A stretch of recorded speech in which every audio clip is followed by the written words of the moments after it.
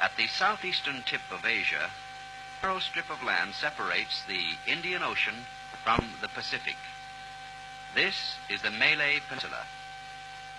At Singapore, some of the world's busiest shipping lanes cross. Here also lie rich tin mines and rubber plantations, two raw materials of greatest importance in war and peace. The southern tip of the Malay Peninsula lies only 80 miles from the equator. In this equatorial zone, the climate is intensely warm and humid, with very little seasonal change and an almost daily rainfall. Nearly 80% of the land area is covered with a moist, dense, and impenetrable tropical rainforest. Malaya's 8 million people, therefore, live on only 20% of the land area. Though much of this tropical forest is a barrier to transportation, some excellent roads run north and south through the country. Only a few steps from the paved highway, the tropical forest becomes so dense that even the brilliant equatorial sun cannot easily penetrate it. Today, some of this forest has been cleared and put to commercial use. Less than 100 years ago, rubber trees were brought to Malaya from Brazil. In this short period of time, Malaya has become one of the world's leading producers of rubber. Many rubber estates are owned by English firms because until recently, Malaya was governed by England. These are Tamil women from southern India.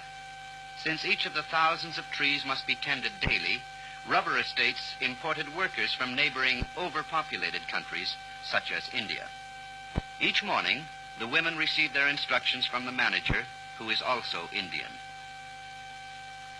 Armed with buckets, they set out to their assigned sections of the forest of rubber trees. Often they must walk long distances to reach that part of the estate in which they will work.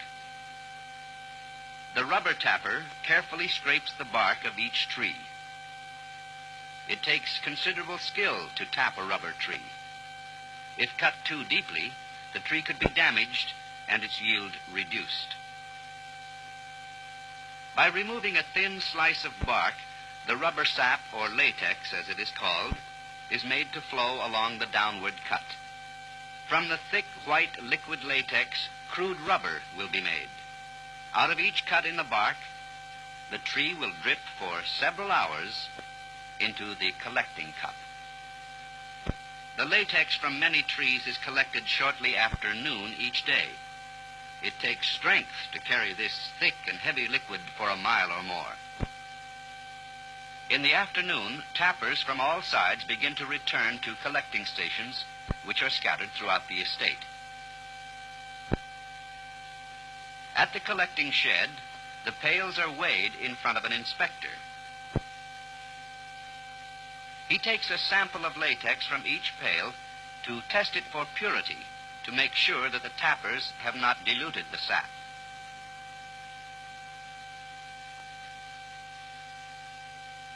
When the measuring instrument floats this high in the liquid, the inspector knows that the latex is pure.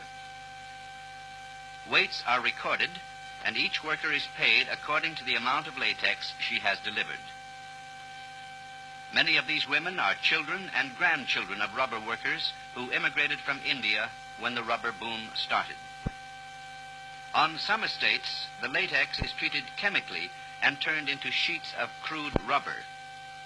This large estate prefers to ship its latex by rail to a processing plant further south. The manager of a rubber estate is responsible for securing the highest possible yield from his trees.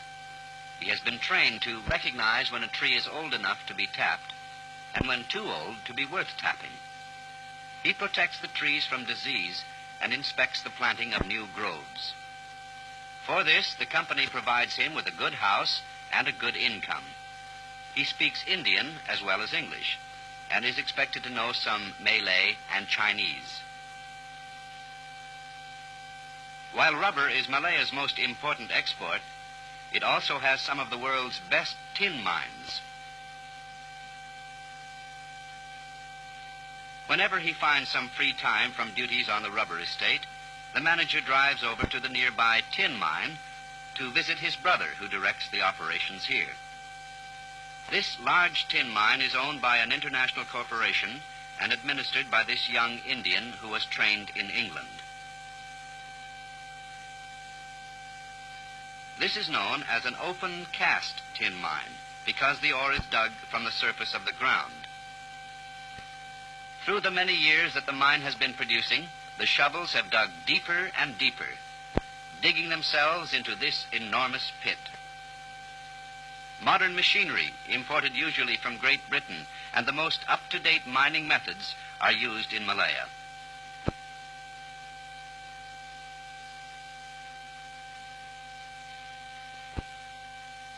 This conveyor carries the ore-bearing earth out of the pit. It runs a distance of nearly 2 miles. The miners here work in 4-hour shifts because of the extreme heat.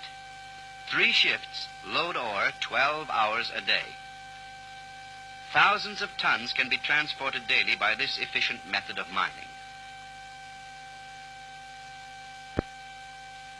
But the giant shovels are capable of digging more earth than the conveyor can carry away, and so a small mining railroad carries even more of the tin-bearing earth out of the mine.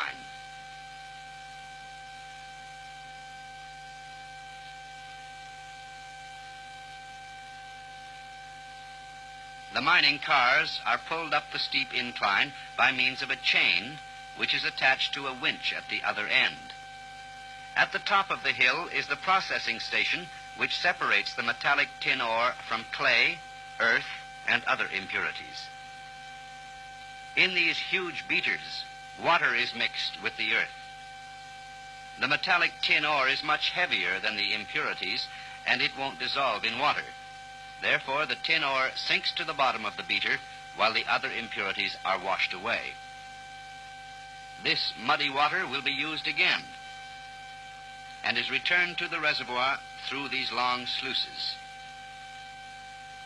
Great quantities of water are required in the processing of tin ore, and it is provided by Malaya's heavy rainfall. Again and again the earth is mixed with water. Each step removes more and more impurities.